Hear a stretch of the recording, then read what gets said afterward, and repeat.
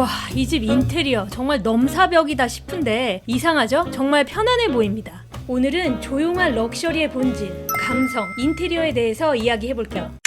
어쩌면 우리는 지금 인테리어 가스라이팅을 당하고 있는지도 모릅니다.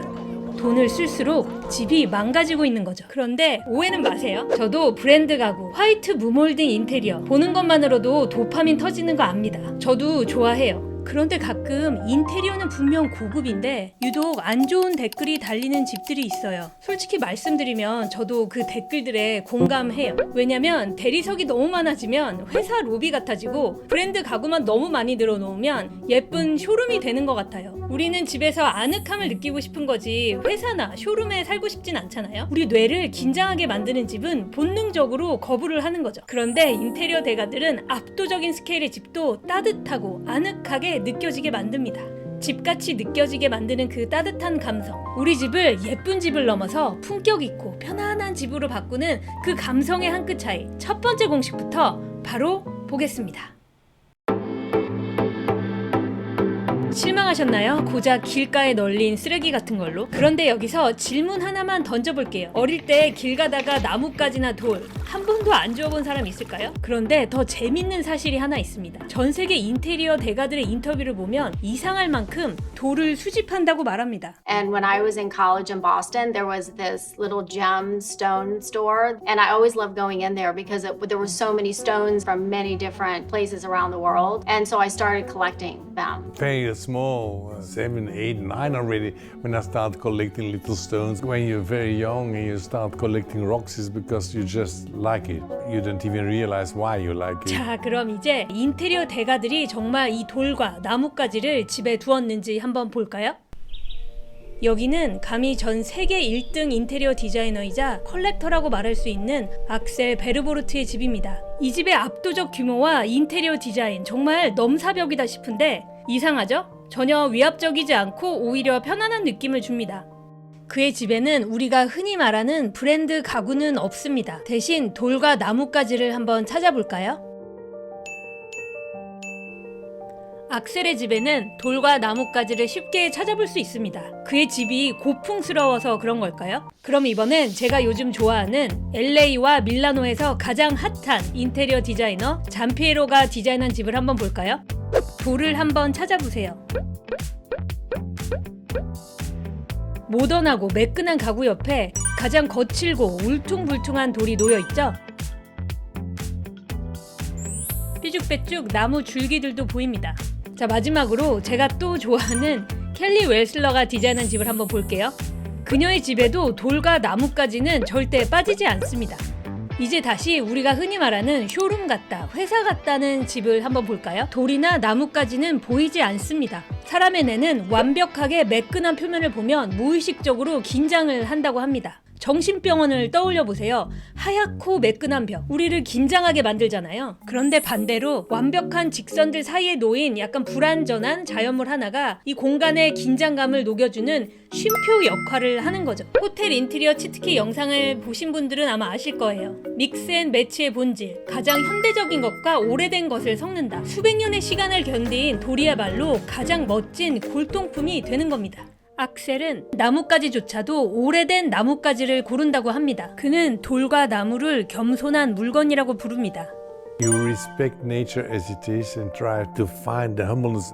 If I would never put flowers like that. I look for flowers or branches that look down, that are humble, that are bowing for somebody. 가장 소박하고 덜 다듬어진 모양과 현대적인 것이 함께 있을 때 감성은 자연스럽게 생긴다고 악셀은 말합니다. 자, 이제 여러분께 산에 가서 돌을 주워오라는 얘기는 아니고요. 당근마켓에서 수석이라고 검색을 한번 해보세요. 몇만 원짜리부터 무료 나눔까지 쉽게 찾을 수 있습니다. 그런데 여기서 중요한 팁 하나 드리자면 같이 따라오는 받침대는 과감하게 치워버리세요. 감성은 설명이 필요 없는 거를 놓는 순간 생기는 거죠. 받침대를 놓는 순간 이 돌조차도 설명이 필요한 물건이 되는 거예요. 그 돌을 집에서 가장 매끈하고 현대적인 가구 옆에 무심하게 툭 내려놓으세요. 자, 혹시 제 책상 저 뒤에 있는 돌 눈치채신 분 있나요? 저 자리에 항상 있었습니다. 설명이 필요 없는 물건이기 때문에 눈에 띄지 않았던 거예요. 돌과 나무까지는 설명이 필요 없는 이야기였다면 이제는 설명이 필요한 이야기가 있습니다. 다음 공식으로 넘어갑니다. 여러분, 우리가 정말 신경 써서 소파를 골라 집에 들였는데 그런데 매장에서 봤을 때 그 아늑하고 편안한 느낌은 안 난단 말이에요. 근데 그 이유를 모르겠다는 거죠. 카페트도 사다 깔고 소파 옆에 조명도 하나 세웠는데 그 감성이 100% 나오질 않는 거죠. 자, 그럼 전 세계 인테리어 대가들의 거실 사진을 제가 몇 장 보여드릴게요. 물론 여러 요소가 합쳐져서 집의 감성이 사는 거지만 요번에는 의자 세팅만 한번 유심히 보세요. 야, 저 집은 천장과 바닥이 달라, 그래서 우리 집은 포기할 거야 라는 거를 생각하라고 보여드리는 거 아닙니다. 그들의 집에서 공통적으로 보이는 의자 세팅이 있고 그 부분은 우리 집에도 충분히 가져올 수 있습니다.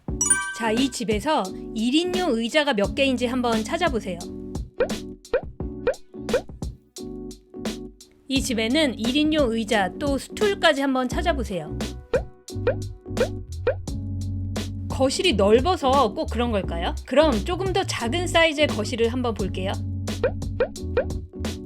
이 집은 아예 소파는 북박이로 붙이고 1인용 소파를 가져다 놨죠? 이 집은 악셀의 집인데 여기도 1인용 의자 보이시나요? 돌과 나무까지도 보이시죠? 제 채널을 구독하신 분이라면 블랙 포인트도 보이실 거예요. 참고로 돌은 아주 좋은 블랙 포인트가 될 수 있습니다.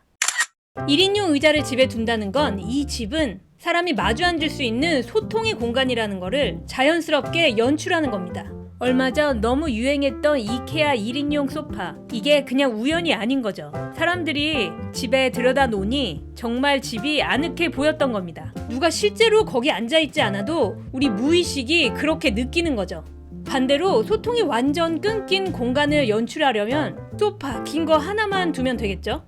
우리 집 소파 앞에 마주 앉을 수 있는 자리가 있느냐 없느냐, 그 차이 하나로 우리 집은 소통의 공간이 되는 거고 그게 바로 감성 인테리어 치트키입니다. 자, 그럼 어떤 1인용 의자를 살까요? 제가 여태까지 본 많은 인테리어 사진들을 보면 정말 80% 정도는 동글동글하고 푹신푹신한 재질의 소파였습니다. 그 이유는 소파 대부분이 네모 반듯하거나 매끄러운 소재이기 때문이죠. 집의 메인 소파와 대비되는 모양과 소재를 선택하시면 됩니다. 너무 비슷한 모양과 재질은 재미없잖아요? 자, 이제 여기까지 왔다면 왜 우리 집이 외로워 보였구나 알 거예요. 그런데 여기서 끝난 게 아닙니다.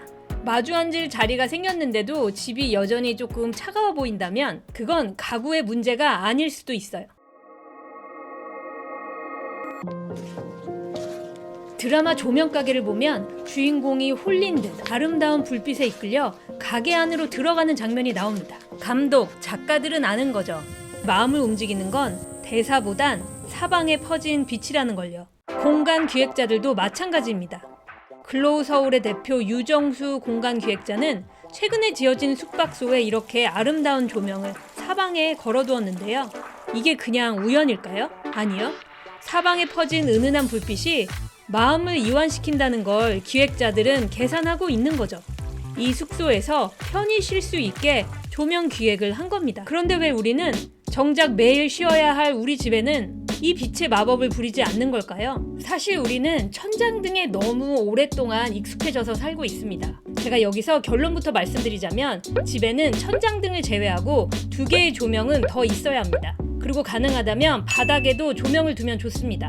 희한하게 조명은 집에 아무리 많아도 이상하지가 않아요. 가구는 많아지면 집이 좁고 답답해지는데 조명은 많아질수록 공간의 깊이를 더하고 집을 편안하게 쉴 곳으로 인식시켜줍니다. 조명은 사치가 아니라 제대로 된 휴식을 위한 가장 강력하고 저렴한 생존 필수품입니다. 제가 지금 조명을 이렇게 이야기하고 있지만 원래 세상에서 가장 아름답고 따뜻한 빛은 자연광이에요. 해질녘 노을, 그 순간엔 누구나 평소보다 훨씬 예뻐 보입니다. 이렇게 자연광은 우리를 근사하게 만들 뿐만 아니라 기분까지 좋아지게 합니다. 이건 기분 탓이 아니라 우리 몸이 그렇게 진화되어 온 거죠. 그래서 원래 제일 좋은 건 자연광을 최대한 집 안으로 들여오는 거예요. 그런데 현실적으로 그건 불가능하죠. 천장을 뚫을 순 없잖아요. 그래서 우리는 조명을 쓰는 겁니다. 자연광이 사라진 빈자리에 그 온기를 흉내내기 위해서예요. 밝기까지 조절된다면 이건 정말 금상첨화죠. 요즘은 스마트 전구 하나면 밝기 조절 어렵지 않습니다. 전구는 무조건 가장 밝은 걸로 고르세요.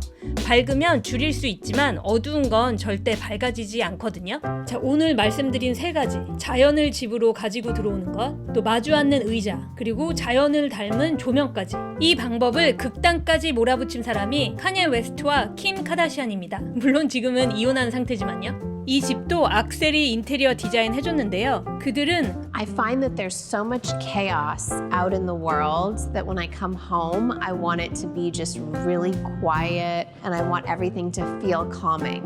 밖에서는 너무 많은 자극을 받는다. 집에서는 아무 자극도 받고 싶지 않다. 악셀은 그들의 집을 절정의 미니멀리즘으로 가져갔고 자칫하면 차가운 병원같이 될 뻔했던 그 공간을 살려낸 건 완벽하게 설계된 자연광. 시간에 따라 빛의 양과 각도를 스스로 조절하면서 공간의 표정을 바꿔주는 거죠. 빛이 흐르는 길에 이렇게 돌들이 그냥 아무 설명 없이 놓여 있습니다. 그의 집을 보고 야, 이 집 인테리어가 잘 됐네, 못 됐네 평가할 수 있을까요? 평가의 대상이 되지 않는 상태. 그게 바로 감성 인테리어고 그게 바로 인테리어 감각이 최절정에 왔다는 뜻입니다. 여러분의 집도 누구도 평가할 수 없는 아우라로 채워보시길 바랍니다. 오늘 영상이 여러분의 집을 조금 더 편안하고 포근한 안식처로 만드는 데 도움이 되었으면 좋겠습니다. 그럼 저는 다음 영상에서 뵐게요.